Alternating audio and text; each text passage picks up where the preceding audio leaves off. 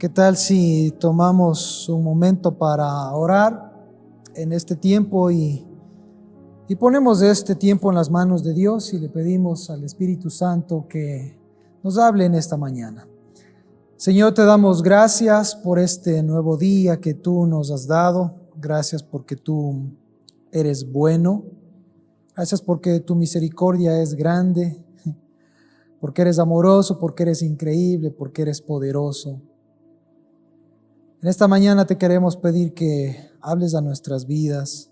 Siempre, Espíritu Santo, necesitaremos de ti, necesitamos que tú seas el que traiga esa convicción, que tú traigas, Señor, ese convencimiento, que tú traigas, Espíritu Santo, esa necesidad de mudar, de cambiar, de poder parecernos más a la persona de Cristo. En este tiempo obra en medio de nosotros, obra a través de la palabra, obra a través de cada cosa que se diga. Que seas tú el maestro en este tiempo, en el nombre de Jesús. Amén y amén. Bien, si tienen sus Biblias por ahí, les motivaría que estén atentos. Hoy, mientras preparaba la palabra para el día de hoy, en realidad tal vez le van a sentir un tanto, tal vez diferente. Y es que quiero contarles 3 historias. De hecho, esta mañana sería prácticamente una reunión de historia, pero va a valer la pena escuchar estas 3 historias. De hecho, les voy a leer unos cuantos puntos de estas historias y espero que puedan sentirse conectados con lo que yo aprendí. Hoy les voy a contar de 3, si puedo llamarles héroes, de unos 3 héroes, personas que yo admiré en mi vida y admirado, y si a alguno de ustedes esto le impacta y le queda grabado, pues bienvenido sea, que nos lleve a un cambio. Quiero que me acompañes al libro de Salmos, capítulo 119, versículo 105.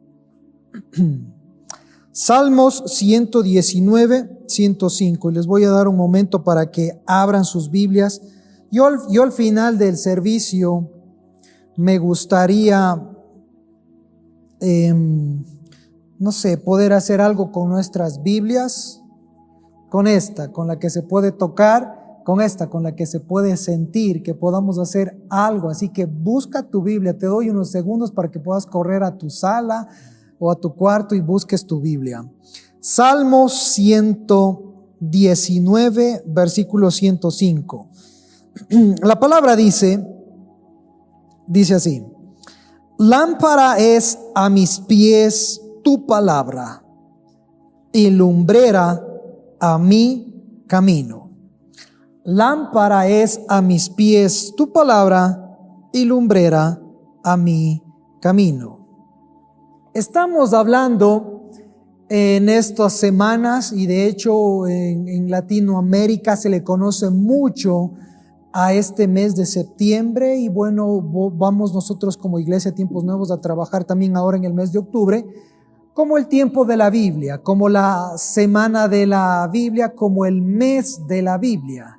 Y mientras estamos hablando acerca de la Biblia, también octubre yo le uno con una época muy crucial dentro de la iglesia como tal, y es la época de la Reforma. Octubre a mí me recuerda a la época de la Reforma, y escriban ahí, por favor, ¿cuántos saben de lo que estoy hablando? La Reforma. ¿Cuántos saben de lo que hablo? Octubre y la Reforma. Si es que no, bueno, ahora vamos a aprender un poquito acerca de eso. Y este acontecimiento que sucedió en la Reforma, lógicamente se llevó a cabo hace cientos de años atrás, pero que trajo un importante e increíble movimiento y avivamiento en la iglesia. ¿Ok? Ahora en las pantallas va a salir una pequeña fotografía y quiero que lo vean ahora. Quiero que lo vean ahora que está saliendo esto. Bueno, primeramente tengo que aclarar, esto no es hebreo, tampoco es inglés, esto es latín. Y para este momento quiero que estén pendientes, porque lo que ustedes acabaron de ver ahí en las pantallas, quiero pedirle a una persona muy especial que esta mañana me acompaña. Bueno, casi siempre nos acompaña aquí en las grabaciones que tenemos, pero quiero pedirle que pase, Abigail, y que me ayude con esta pequeña oración que ustedes acabaron de ver en sus pantallas. Abigail.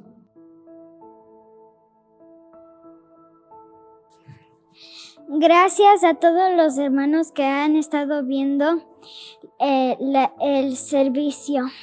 Vamos a orar, oremos. Pater noster qui es in celis, sanctificetur nomen tuum, adveniat regnum tuum, fiat voluntas tua, sicut in celum et in terra.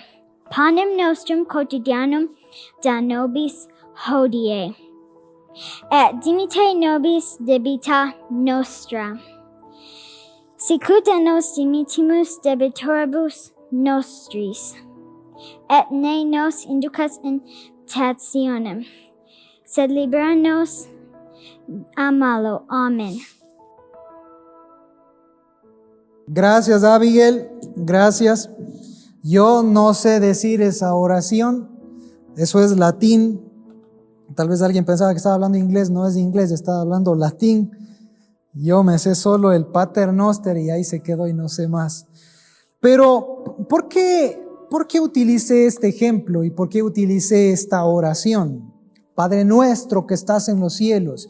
Y estoy muy seguro que toda la oración ustedes ni siquiera la entendieron. Estoy seguro porque yo no entiendo latín al 100%. Por ahí unas cuantas palabras que son parecidas al español, pero no se entiende. Ahora, ¿a dónde voy con todo esto? Habíamos leído, lámpara es a mis pies tu palabra y lumbrera a mi camino. Pero, amigos, ¿cómo puede ser una lámpara si no entiendes lo que está escrito ahí? ¿Cómo puede ser una lumbrera si no sabes lo que estaba escrito ahí? ¿Cómo puede guiar y alumbrar tu camino si ahora escuchamos el ejemplo de Abigail? Si no logramos ni siquiera entender lo que estaba diciendo, ¿cómo puede ser una guía? ¿Cómo puede ser una ayuda? ¿Cómo puede ser una lámpara? Esto, lo que ustedes acaban de escuchar, es lo que normalmente pasaba en nuestras iglesias católicas, en nuestras iglesias tradicionales, donde muchas veces la gente iba a la misa y no entendía nada. Y esto no es algo nuevo, fresco. Había estado hablando acerca de la reforma ahora que iniciamos el servicio. Esto es lo que pasaba en el mundo. Después de que, recordarán ustedes los que han estudiado conmigo, el templo de Jerusalén es destruido el año 70, dispersos los judíos. La palabra de Dios solo se quedó básicamente en la Torá grabado, el Tanaj, por decirlo así, escrito en hebreo, y después para el pueblo gentil sí estaba dirigido para ellos en griego. Cuando la iglesia toma el poder de todo esto, si podemos decirlo así, sobre el Estado y sobre todo, la Biblia básicamente fue traducida al latín. Y del latín no pasó a más. Ahí se quedó, no pasó más. Ahí se quedó todo. Padre nuestro que estás en los cielos, santificado sea tu nombre. Ni siquiera logramos entender la oración que Jesús les había dado el modelo a ellos. ¿Cómo querías que la gente conozca de Jesús? ¿Cómo? Entendamos, es que no hay que ser muy filósofos para ponerte a analizar esto. ¿Cómo voy a entender lo que se hablaba si no estaba en mi idioma? Entonces, con esto yo quiero contarles, como les dije, 3 historias. Si me permiten, voy a leer un par de datos de 3 personajes. Acuérdense que la iglesia,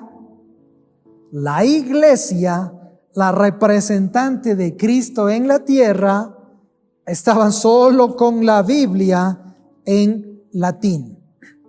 Y ahora entonces quiero ir para la Edad Media, vamos a decirlo así, casi por los finales, podemos decirlo así, de la Edad Media. Y voy a referirme al primer personaje. Me sorprendió muchísimo. Los tres me sorprenden mucho y quiero comenzar más o menos en un orden cronológico. John Wycliffe. Depende de qué parte del mundo que seas para saber cómo le pronuncias eso. Y porque, bueno, él nació en Inglaterra. John Wycliffe nace en Inglaterra en 1330. Hagan esa imagen y ese calendario ya en su mente. 1330. John Wycliffe ingresó a la Universidad de Oxford en 1346, mas no pudo terminar todos sus estudios ya que apareció una pandemia. Apareció algo muy parecido a la pandemia que estamos viviendo. Esta llevamos un par de meses, pero según los historiadores, lógicamente todavía ahora siguen los números acá, ¿no? Ascendiendo lamentablemente los muertos y eso, pero según los historiadores, la peste negra fue la peste aparentemente más mortífera de toda la historia humana. Si vamos a hablarlo de Europa, lógicamente la más mortífera de Europa. ¿Cuándo inicia todo esto? Más o menos en el 1346. Entonces, John Wycliffe no pudo continuar sus estudios ni terminar. Él apuntaba a un doctorado y no pudo obtener esto debido a la peste, pero más o menos en el año 1372 es donde obtiene su título de doctor. Pero en este tiempo, él ya era reconocido, súper reconocido como el teólogo y el filósofo más importante de Oxford. Ahora, él se dedica al estudio profundo de la teología y le toma a la palabra de Dios, a las escrituras, como la base de todo. Y cuando él comienza a estudiar, al ser un erudito, lógicamente, comienza a estudiar y se da cuenta cuánto se había desviado la iglesia de los mandatos que Dios había establecido en su palabra. Se dio cuenta lo distorsionada que estaba la iglesia y básicamente él va a hacer varios escritos, tratados, libros, proyectos, tesis, y en sus tesis va a apuntar muchas veces a la iglesia tradicional, que voy a llamarlo así, a la iglesia católica. A la iglesia tradicional apunta todo esto, pero fue directamente al papado. Y entonces él señala claramente que no encontró en las escrituras secciones bíblicas en las cuales demuestre una autoridad papal, es decir, que no había versículos que respaldaban el oficio de papa.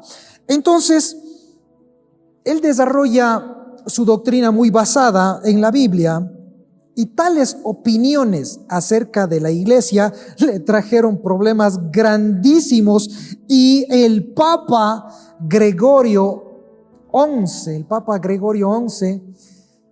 levanta unos decretos, si pueden llamarse bulas papales, unos cargos contra Wycliffe.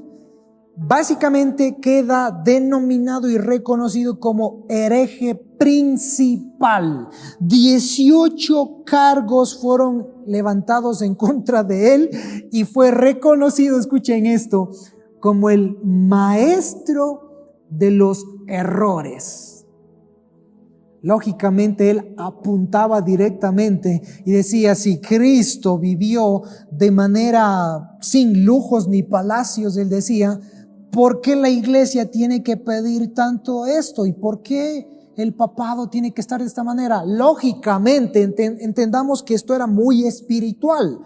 Lamentablemente la iglesia tradicional estaba dominada con esto y le da duro a John Wycliffe con estos edictos, y básicamente, vamos a decirlo, nombrado y reconocido como hereje, mas no le pueden tocar de verdad a John Wycliffe porque él tenía contacto con la aristocracia y con duques importantísimos de Inglaterra. De hecho, se llevó mucho ahí con la realeza. Entonces, básicamente le protegían a él. Y una de las cosas con las cuales también Wycliffe luchó fue con el tema de las indulgencias. Y ustedes me imagino que saben o recordarán que es una indulgencia. La idea de la indulgencia es que tú compras, monetariamente hablando, el perdón para tus pecados. Cuando comprabas una indulgencia, pagabas y eras perdonado no sé cuántos años y siglos. Y ahí entra el tema del purgatorio y bueno, todo este tipo de cosas. De hecho, tengo un escrito que quiero leerlo tal como Wycliffe lo hubiera dicho. Para mí es evidente que nuestras autoridades, al conceder indulgencias, comúnmente blasfeman la sabiduría de Dios.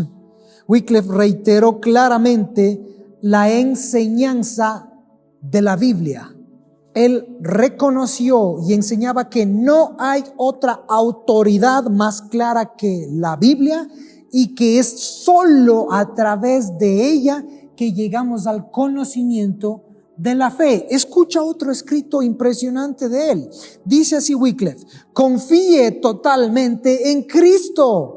Paréntesis, él estaba señalando entonces no en los hombres, no en un hombre que pueda venderte perdón de pecados. Dice, confíe totalmente en Cristo, confíe por completo en sus sufrimientos. Ten cuidado de buscar ser justificado de otra manera que no sea por su justicia. Tienen que imaginarse cómo la iglesia hubiera reaccionado. Y aquí quiero enfocarme en una de las partes más importantes que, bueno, todo es increíble de la vida de Wycliffe, pero esta parte, y Wycliffe pide que la Biblia tenía que ser traducida. La Biblia tenía que ser traducida para que la gente pudiera estudiarla. Tenía que ser traducida al inglés. Pero, escuchen esto, según la iglesia tradicional, traducir la Biblia a un lenguaje común era una herejía que se debía pagar con la muerte. De verdad me gustaría, si estás sentadito, que hay sentadito, agarres tu Biblia, la comiences a abrazar, la comiences a tener ahí. No tienes idea, amigo. O tal vez sí, pero te lo quiero recalcar. O tal vez es tu primera vez. No tienes idea cuánto costó esto. Y no monetariamente hablando. Wycliffe pidió autorización para traducir la Biblia del latín, la oración que habíamos escuchado, al inglés. Porque la gente no hablaba latín, la gente hablaba inglés. ¿Cuál era la pena? Hereje. ¿Y cuál era el castigo para un hereje? La muerte. Wycliffe creía que cada cristiano debería tener el acceso a la Biblia. Como solo estaba la Biblia en latín, él se le ocurrió la magnífica idea. Alguien diría se le ocurrió la magnífica idea. Yo diría no. El Espíritu Santo, yo puedo decir, el Espíritu Santo probablemente comenzó a hablar directamente a su corazón y poniendo esto: traduce para que el pueblo pueda conocer. Traduce para que mis hijos no se pierdan. Imagínate. Y entonces John Wycliffe comienza la monumental tarea de traducir la Biblia por primera vez del latín al inglés. comenzaría con este proyecto fabuloso. Pero la iglesia, wow, y esto es espiritual, pero la iglesia, y no me malentiendan que cuando hablo iglesia hablo de este tipo de iglesia como la que conoces ahora, no, este es el resultado después de todo lo que yo hablé del mes de octubre y la reforma. Esto es esta iglesia que tú conoces ahora en Cuenca, en Latinoamérica, en Europa, la iglesia de Cristo, es el resultado de lo que esta gente pagó con su vida. Cuando Wycliffe decide hacer este monumental proyecto, la iglesia responde esto. Escucha por favor lo que la iglesia respondió. Con esta traducción, las escrituras se han vuelto vulgares y están disponibles e incluso disponibles para las mujeres. Mira lo que pensaban. Con esta traducción, las escrituras se han vuelto vulgares y están más disponibles, e incluso para las mujeres que pueden leer que para los eruditos que tienen gran inteligencia. Así que la perla del evangelio está esparcida y es pisoteada por los cerdos. ¡Wow! Mira lo que pensaba la iglesia acerca de que personas como tú y yo podamos tener acceso a un libro como este. Y lógicamente John no se quedó ahí y él responde, él responde esto: los ingleses aprenden mejor la ley de Cristo en inglés.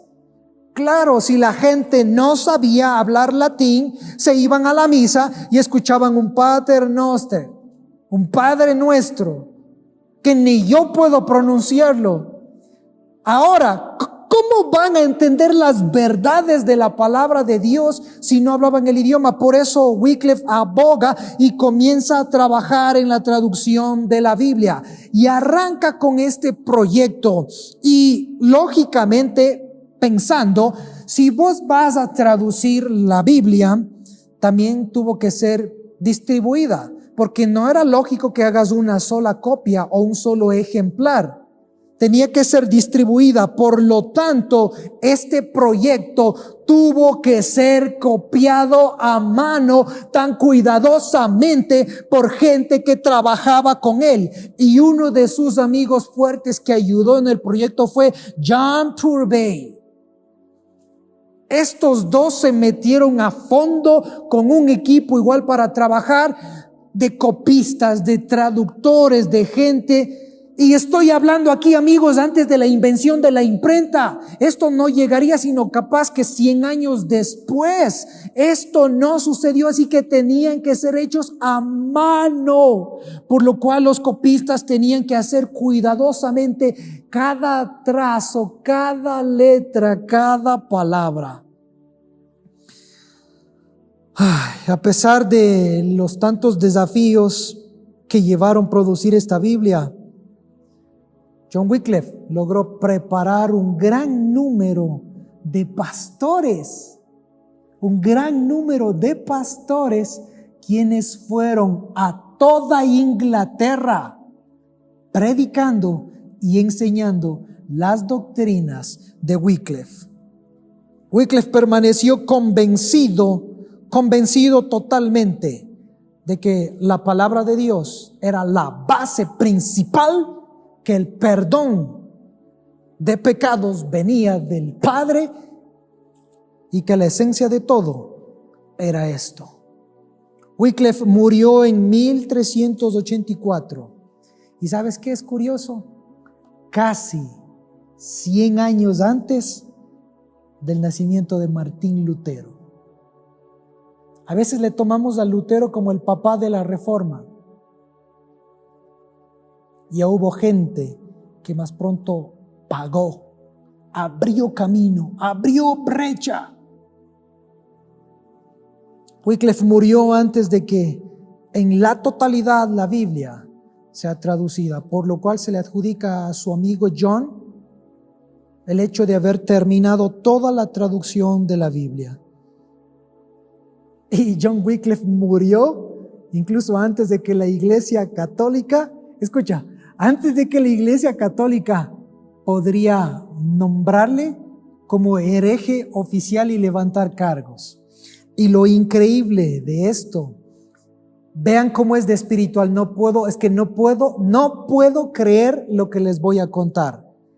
Después de ya haber estado muerto John Wycliffe 30 años, algunos dicen un poco más de 30 años, pero después de haber estado muerto 30 años, la iglesia mandó a que busquen la tumba de John Wycliffe y como fue nombrado oficialmente hereje, que saquen su cuerpo, que saquen y desentierren sus huesos y que los huesos de John Wycliffe por ser hereje vayan y los quemen. Y la gente fue e hizo eso, sacaron, desenterraron los huesos de John Wycliffe y aún estando muerto, mira cuánta influencia tenía, que el mundo espiritual se sacudía y decía, no puede ser esta cosa, este proyecto de tener la Biblia no puede ser, hay que deshacernos de él. Sacaron, quemaron sus huesos y sus huesos fueron botados en un pequeño riachuelo. Y déjame contarte ahora que termino la vida de él, lo que un cronista dijo acerca de este acto. Como un cronista posterior observó, así el arroyo llevó las cenizas de John Wycliffe al río Avon, y el Avon llevó al río Severn, y el río Severn a los mares estrechos, y esos al océano principal. Y así las cenizas de Wycliffe son el emblema de su doctrina, que ahora está dispersa por todos los océanos que llegan al mundo. ¡Wow! John Wycliffe fue conocido como la estrella de la mañana de la Reforma. ¡Qué impresionante! ¡Qué impresionante esta gente!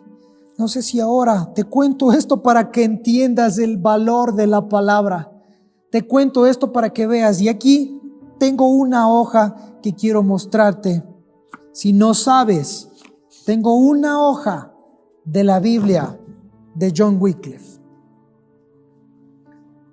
Por esto es lo que él sufrió. Por esto es lo que él fue condenado como hereje. Por esto es que a él desenterraron sus huesos. Una hoja como esta costaba demasiado.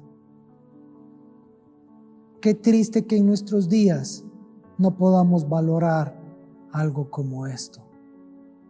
Esto es un pedazo de la hoja de esta Biblia. Segunda historia. De mis favoritos igual, William Tyndale. También nació en Inglaterra. Escucha la fecha, 1494. Igual inició sus estudios en Oxford. Y este tipo, de mis favoritos, era un dotado en las lenguas. En toda la lingüística, a lo menos los que ya me conocen a mí, que me gusta un poquito, yo no soy como estos, pero me gusta un poquito buscar ahí. Este tipo tenía un don de Dios. Hablaba griego, francés, alemán, latín, hebreo, español y por supuesto inglés. 6 a 7 idiomas. En 1523 su pasión se había encendido. Y un tipo como este, teniendo tanta cosa en su cerebro y tan intelectual y prodigio, pide al obispo de Londres el permiso para traducir el Nuevo Testamento. El obispo de Londres negó su pedido. Y entonces William Tyndale fue y tocó varias puertas en Inglaterra. Y entonces fue ahí cuando se dio cuenta que su proyecto no sería bienvenido en Inglaterra. Tyndale descubrió la doctrina de la justificación por medio de la fe. ¿Cómo descubrió esto? Cuando leyó el Nuevo Testamento de Erasmo. Este Nuevo Testamento estaba en griego. Entonces, pensando en esto, tienes que entender que después de todo el trabajo de Wycliffe, la iglesia seguía todavía al mando con el Estado. Seguía en el tema de indulgencias, seguía en el tema, aunque ya había una Biblia en inglés, seguía este problema totalmente. Al William Tyndale descubrir que uno puede ser salvo y justificado por fe, lo leyó en griego y él dijo, no puede ser posible que esto solo se quede en griego. Y yo sé que no hay gente que habla 5, 6, 7 idiomas. Por lo tanto, quiero traducir el Nuevo Testamento al inglés. Esto se convirtió en la pasión de la vida de William Tyndale. Ahora, si ustedes están diciendo, pero pastor, hace un momento me contó que Wycliffe tradujo la Biblia y ahora ¿por qué él quiere traducir de nuevo? Es que tengo que aclarar algo. La Biblia que tradujo John Wycliffe fue del, escuchen esto, latín vulgata al inglés. Fue traducida del latín al inglés y esto hay que hacer una muy clara diferencia. El proyecto que va a iniciar William Tyndale fue de traducir directamente del griego el Nuevo Testamento al inglés y el Antiguo Testamento del hebreo original. El trabajo y no estoy menospreciando el trabajo de John Wycliffe porque es impresionante traducir la Biblia, pero él tradujo ya una Biblia que ya había sido traducida. Originalmente sabemos que fue escrita en hebreo y en griego, y después de eso pasó a latín, que ya hubo una transliteración y traducción e interpretación, y de ahí fue traducida para el inglés. Pero William Tyndale piensa, yo quiero ir al original, quiero ir a la raíz, y de ahí entonces quiero llevar. Él saca el Nuevo Testamento del griego y el Antiguo Testamento del hebreo. Comienza con este proyecto, pero tuvo que abandonar totalmente Inglaterra porque Inglaterra estaba dominada por la iglesia. Se fue a ciudades más tranquilas de Europa como Hamburgo, Wittenberg, Colonia y Worms. Es acá donde él comienza a desarrollar el tema de traducir por completo el Nuevo Testamento. ¿En qué año? En 1525.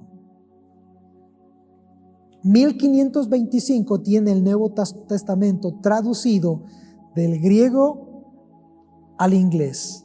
Estaba fuera de Inglaterra.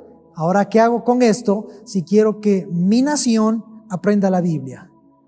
Comienza todo, y voy a decirlo así, un proyecto de contrabando.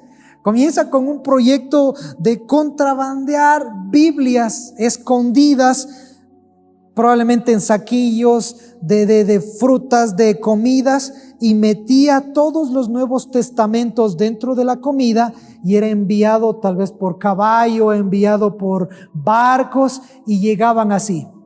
Ahora la iglesia de Inglaterra y lógicamente el rey, y ustedes capaz que van a reconocer a este rey, Enrique VIII se puso furioso. Y si no saben quién es Enrique VIII, tal vez no saben mucho de historia, pero es un tipo mal de la cabeza, si podemos decirlo así. Mujeres, bueno, en fin.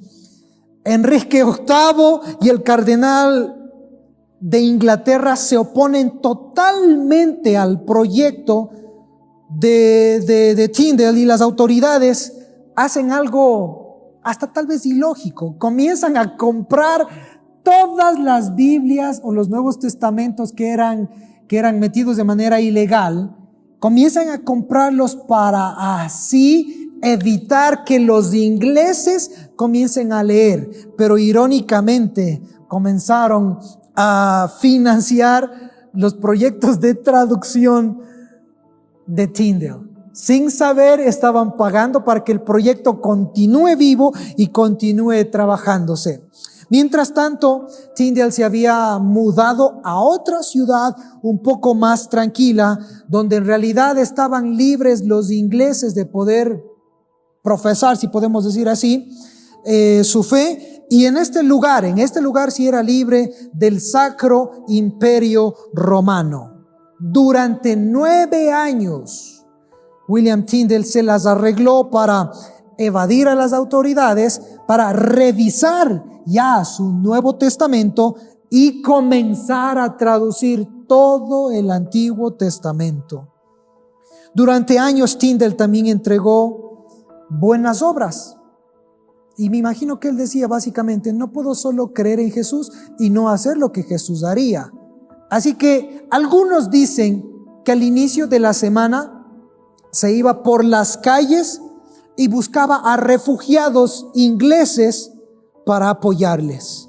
Los fines de semana se iba por las calles buscando a pobres a quien poder ministrar. Y tal vez entre los sábados y domingos, creen muchos, que se sentaba con mercaderes para cenar con ellos. Lo increíble de esto es que antes de comer leían la palabra de Dios, comían y después de comer continuaban leyendo la palabra de Dios. ¿Qué hacía el resto de la semana? Tal vez martes, miércoles, jueves, viernes. Escribía libros, escribía folletos y estaba trabajando en el monumental proyecto de la traducción del Antiguo Testamento para tener toda la Biblia entera. Y saben, en esta época aparece Henry Phillips. Y Henry Phillips se convirtió en un invitado especial para Tyndale. De hecho, Henry Phillips fue invitado más a menudo a las comidas especiales que tenía Tyndale.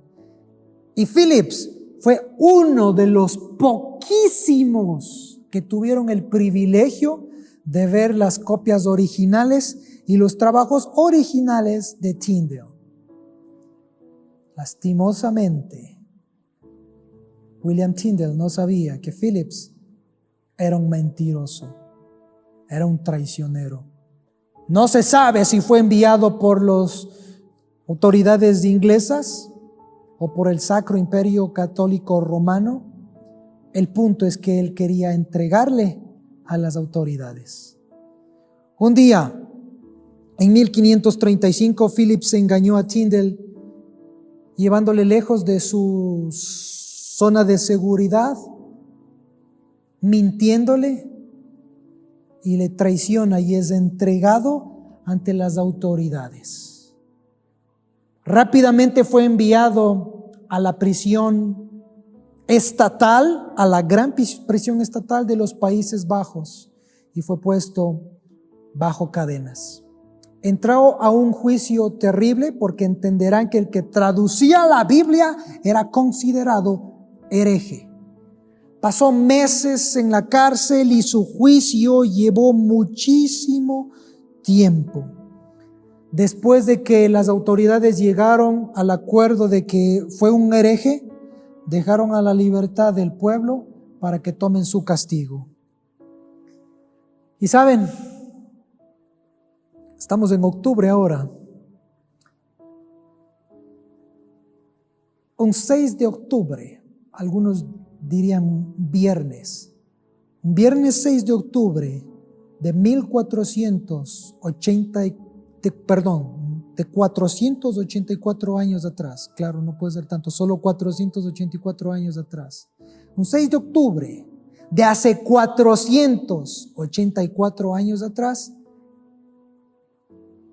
William Tyndale fue llevado a la plaza central a la orden de funcionarios responsables de todo esto. Fue amarrado sobre unos troncos listos para una hoguera. Fue puesto en una estaca y con una soga en el cuello y una cadena de metal le amarraron. Su sentencia: morir ahorcado y después quemado, por traducir la Biblia. A la orden de un funcionario, el verdugo que estaba atrás de Tyndale se preparaba y a la orden de él inmediatamente jaló la cuerda y murió. A la orden de otro funcionario, se levantó, agarró una antorcha encendida, le dio al verdugo y el verdugo quemó el cuerpo de William Tyndale. Amigos, esto es el precio.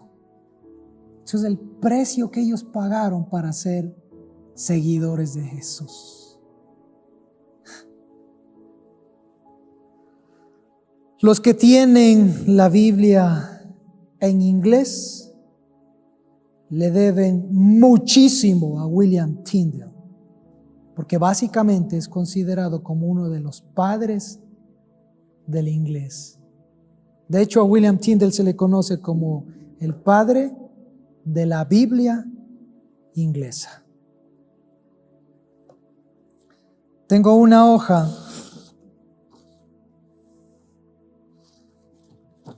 del Evangelio de Lucas, escrito por William Tyndale, traducido en inglés.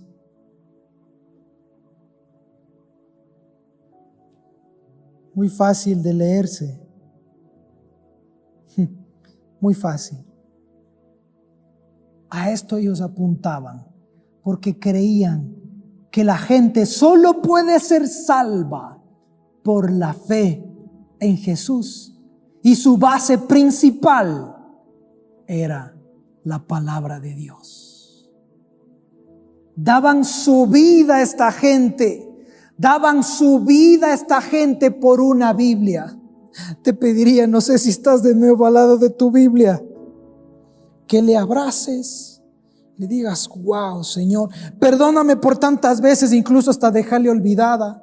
Y no estoy diciendo que está mal leer en un teléfono, porque yo también cargo un iPhone y leo mi Biblia ahí. Tengo un iPad y leo mi Biblia ahí. Pero ahora eso te hace valorar esto de aquí.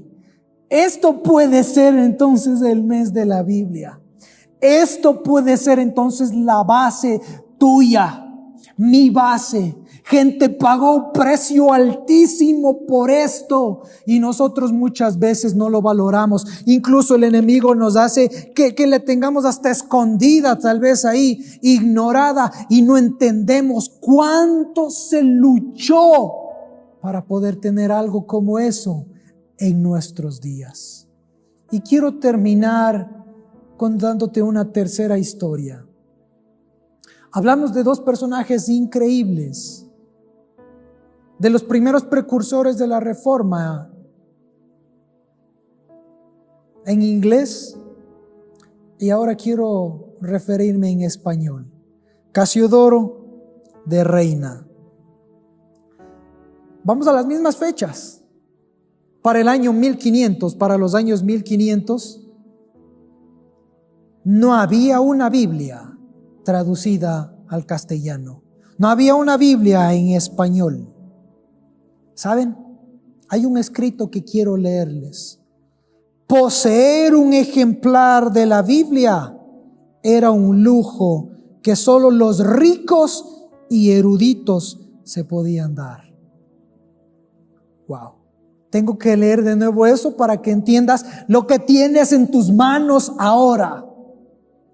Poseer un ejemplar de la Biblia era un lujo que solo los ricos y los eruditos se podían dar. Ahora no sé si le valoras más. Ahora no sé si le valoras más. tener un ejemplar de la Biblia era un lujo que solo los ricos y los eruditos se podían dar. En este ambiente es donde nace Casiodoro de Reina. Nació en España exactamente en 1520. Después de estudiar en la universidad, se metió a un monasterio. Y este monasterio estaba bajo la orden de los Jerónimos. Pero algo curioso, mira, llama mucho la atención, y los que me han escuchado en la escuela de adoradores y esto, el tema de monasterios y estudio de teología. A este monasterio comenzaron a entrar libros reformados de contrabando. A este monasterio comenzaron a entrar libros protestantes de contrabando, libros prohibidos. Ahora, esperen un rato, por el rey de Inglaterra, no estamos en Inglaterra, estaban prohibidos por la Inquisición.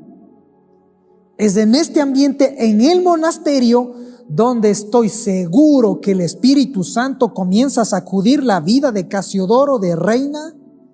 Y no solo él, ellos llegan a tener un convencimiento de la palabra de Dios, y 12 monjes junto con Casiodoro de Reina, y aquí entre paréntesis grandes incluido Cipriano de Valera, comienzan a adoptar estas ideas reformadas, las cuales estaban propagando por toda Europa. Pero la Inquisición fue alertada acerca de esto y les señaló fuertemente a monjes rebeldes. Para salvar su vida, estos monjes, Casiodoro de Reina, también su amigo Cipriano de Valera, deciden, mira, una vez más, salir de su comodidad, huir para salvar su vida, huyen de España y van hasta Ginebra. En Ginebra encontraron refugio, y era una ciudad donde estaban llegando una gran cantidad de personas que creían en la Reforma y llegaron a establecerse ahí. Pero Cipriano de Valera y Casiodoro de Reina, y más Casiodoro, no decidieron establecerse fuertemente en Ginebra y decidieron mudarse. Se fueron de Ginebra a Frankfurt. Pero cuando Elizabeth I entra al reinado en Inglaterra, deciden dejar Frankfurt y van para Inglaterra. Es en Inglaterra donde Casiodoro de Reina recibe un permiso y le dan la increíble oportunidad de ser un pastor, y se encontró con muchos españoles en Londres que habían estado huyendo de la Inquisición y podían entonces creer libremente en esto, en la palabra de Dios verdadera, y creer en lo que tú crees ahora. Se convierte en pastor, y allí básicamente comienza a hacer la monumental y el trabajo más impresionante que se haya hecho en la vida de él y en toda la historia de habla castellana y español. Comienza a traducir la Biblia al español. Pese a los años transcurridos desde cuando él salió del monasterio de España y pasó por estas ciudades, Ginebra, Frankfurt y después en Londres, la Inquisición le seguía los pasos a este pobre Casiodoro de Reina, y todas las actividades que él hacía, la Inquisición estaba enterada por funcionarios que estaban escondidos siguiéndole lo que él hacía. En 1563 fue acusado injustamente de haber tenido algo con otro hombre, algo entre hombre y hombre, se imaginarán. Casiodoro de Reina, al enterarse de estas sospechas ya que estaban levantando en su contra, decide huir de Londres, decide huir de Inglaterra. Y así Casiodoro, acechado en todas partes por la Inquisición, Y si es que ya era los proyectos de comenzar a traducir la Biblia que comenzó, sospechoso de hereje. Y recuerden que le hacen a un hereje, el que traduce la Biblia recibe la muerte. Y también acusado de haber cometido pecados horrorosos con un hombre. Después de vagar durante 3 años, se fue a la ciudad de Frankfurt, de Heidelberg, en Francia, a Basilea, a Estrasburgo, buscando un lugar para establecerse como pastor. Y si tal vez no tenían la oportunidad de ser como pastor, aunque sea de artesano, y así poder dar término a la traducción de su Biblia. Pero él entiende que antes de poder ejercer su posición como pastor, tenía que arreglar las cosas por las cuales fue acusado en Inglaterra. Así que él, muy consciente de su inocencia, decide ir a arreglar.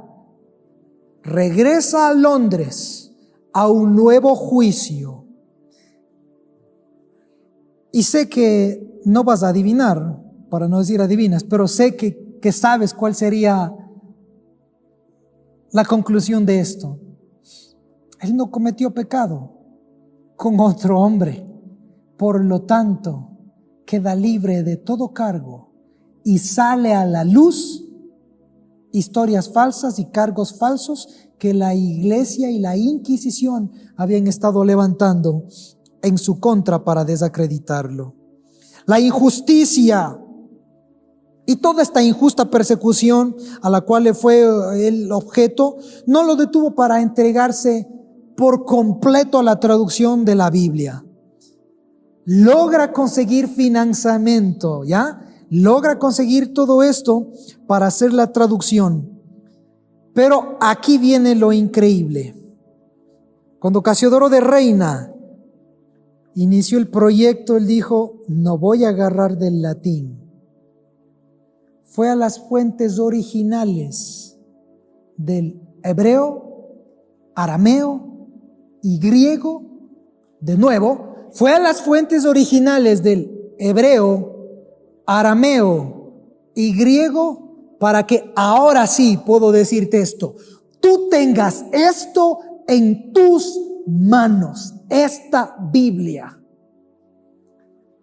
Logra conseguir el financiamiento y el enemigo se movía, yo creo que por todo lado, porque ya la imprenta se había desarrollado y contrata a una persona que dueño de una imprenta, entrega dinero, todo eso, e inicia el proyecto. Pero ponle cuidado a esto.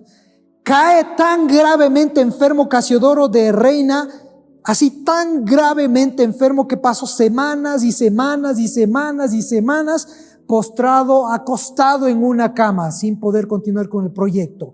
La Biblia se queda así a medias. Ahora, estaba en plena proyecto de impresión y la persona dueña de esto se muere. Se muere la persona que estaba desarrollando el proyecto de la impresión de la Biblia. Se pierde el dinero, se pierden los fondos y no se podía llevar a cabo la traducción final. No sé si te puedes dar cuenta acá cómo yo creo que el enemigo se movía para que pueda llegar esto hoy, el día de hoy, a tus manos, ahí donde estás sentado, porque estoy seguro que tienes una de estas. Entra por todos unos arreglos, juicios y cosas, y logra continuar con el proyecto de la traducción. Él no haría, como les dije, de la Vulgata, del latín, sino del griego, del Textus Receptus, y del hebreo y el arameo. No fue tarea fácil. La Iglesia Católica le amenazaba constantemente. ¿Por qué? Porque la Inquisición, escucha lo que creía la Inquisición: no queremos, acuérdense que él no estaba en España, no queremos que ese libro entre a nuestro imperio. A pesar de todos esos grandes inconvenientes, el 24 de junio de 1569 se culminó la impresión de 2.600 ejemplares conocidos como la Biblia del oso. La Biblia traducida por primera vez al español. Unos cuantos años después, su colega en tiempos anteriores, Cipriano de Valera, hizo una revisión a toda la traducción.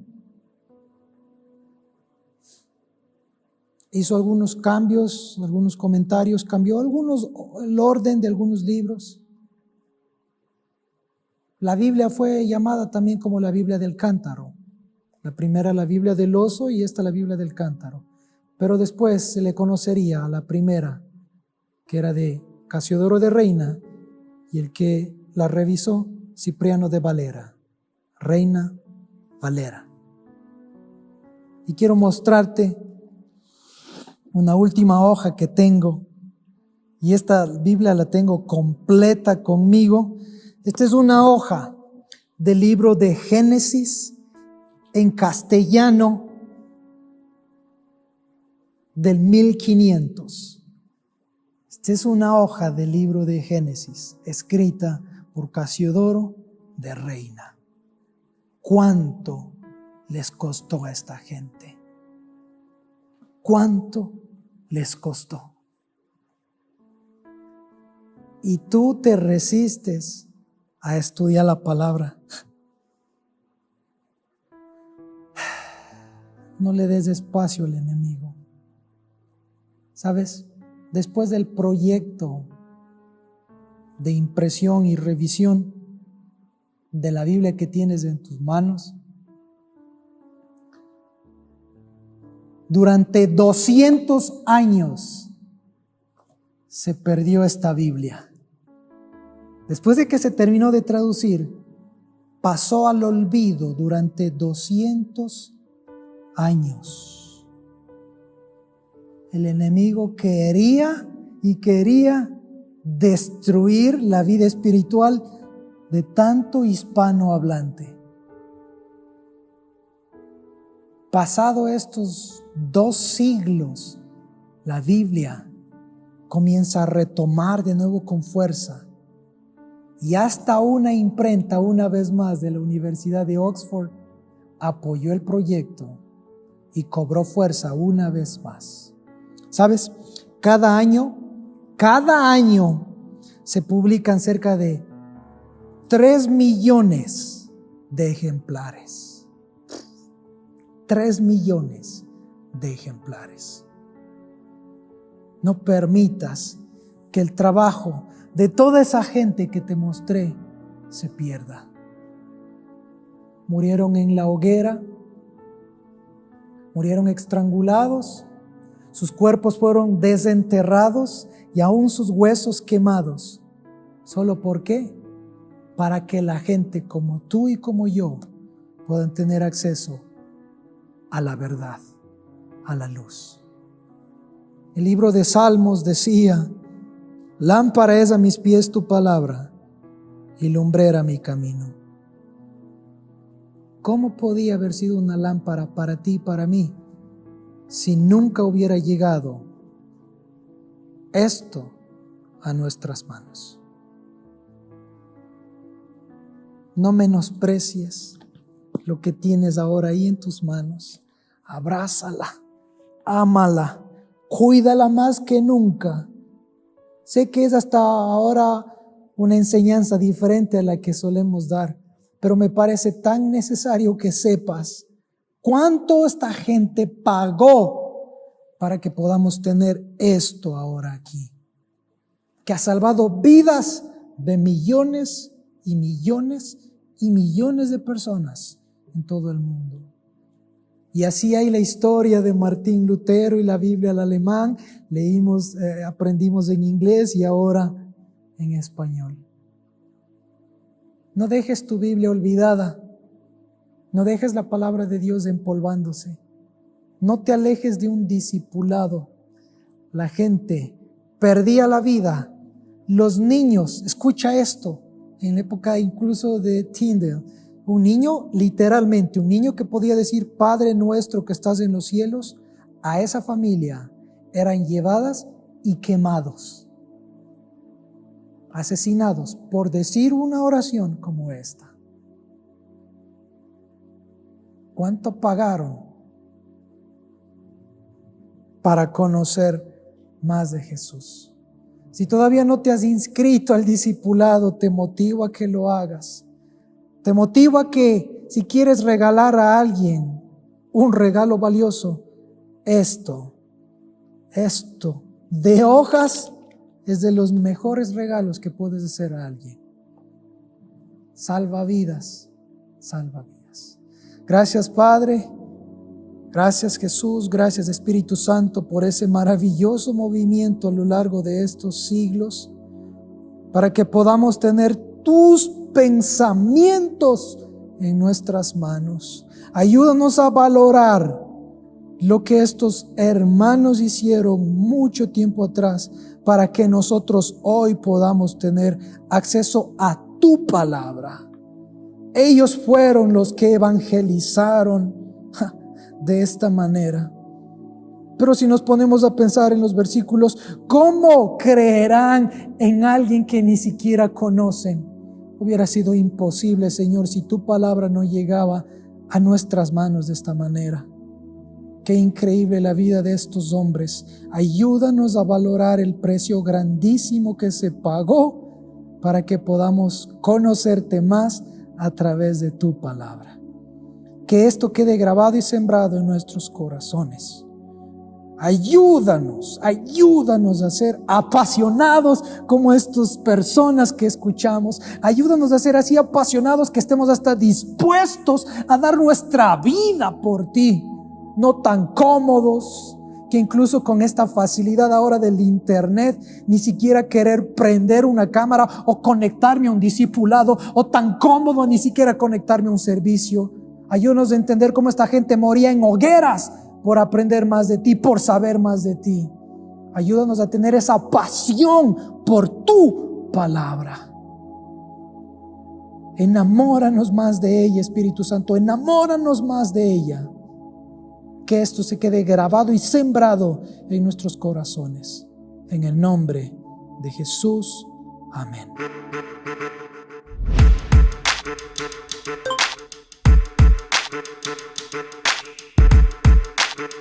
Thank you.